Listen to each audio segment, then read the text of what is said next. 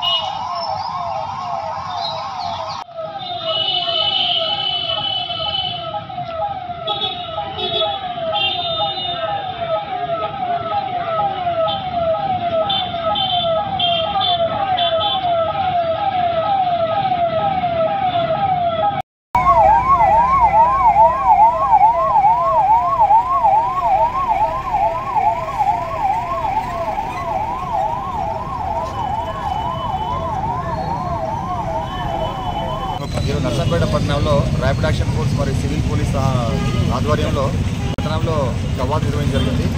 ఈ కవాతు యొక్క ముఖ్య ఉద్దేశం ఏంటంటే, ఎక్కడైనా పట్టణంలో కానీ గ్రామాల్లో కానీ శాంతి భద్రత సమస్య తలెత్తినప్పుడు ర్యాపిడ్ యాక్షన్ ఫోర్స్ వచ్చి శాంతి భద్రతను కాపాడుతుంది. ప్రజలందరికీ ఏ విధమైన ఇబ్బందులు ఉన్నా కూడా 100 డైల్ ఫోన్ చేయండి. ప్రజలందరూ ఈ సుఖశాంతులతోటి ఉండాల్సిందే కోరుతా ఉన్నాం. नवाकुंडा के सेंसिटिव प्लेस में ये सिविल पुलिस के साथ, सिविल प्रशासन के साथ फ्लैग मार्च कर रही है, जिसका उद्देश्य है जनता की सुरक्षा और सुरक्षा की भावना प्रदान करना।